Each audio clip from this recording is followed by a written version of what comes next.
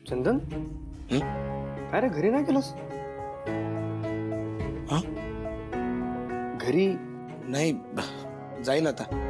आणि काय रे तुम्ही तर सगळे संपदाच्या घरी गेला होतात ना? हा पण मग नंतर म्हटलं की इथे काही काम बाकी आहे का बघू म्हणून मग इकडे आलो. अच्छा तू नाही आलास? अरे काय सांगू,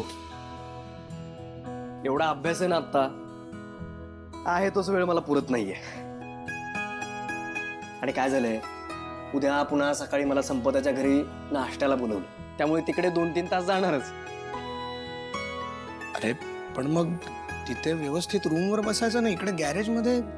अरे काय झालंय, शेजाऱ्यांच्यात आहे हळद, त्यामुळे तिकडे दंगा चालू आहे, म्हणून म्हटलं इकडे येऊन अभ्यास करावा. मेहनती आहेस.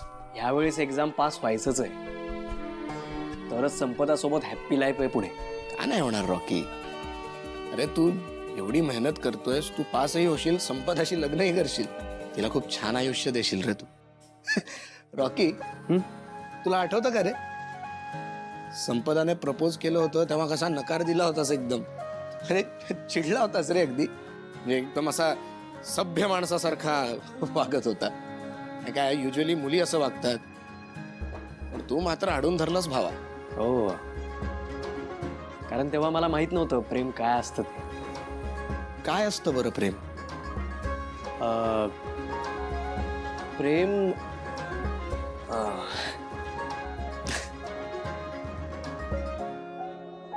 ठीक आहे रे, एवढं काही. चंदन थँक्यू यार. काय रॉकी तू पण. नाही रे, म्हणजे संपदामुळे खूप गोष्टी माहीत झाल्या मला, आणि आता ती सुद्धा इन्स्पिरेशन आहे माझं. हे बघ, ए असं बसायचं अभ्यासाला म्हणजे झोप येत नाही. अरे पण हातपाय दुखतील तुझे. अरे नाही, सवय झाली, नाही दुखणार. हे काय सगळं काय होतंय? मलाही कळतं की प्रेम काय आहे आणि काय नाहीये, मग का घाबरतोय मी? चल रॉकी, निघतो मी. काही लागलं तर फोन कर, मी जवळच. Good night.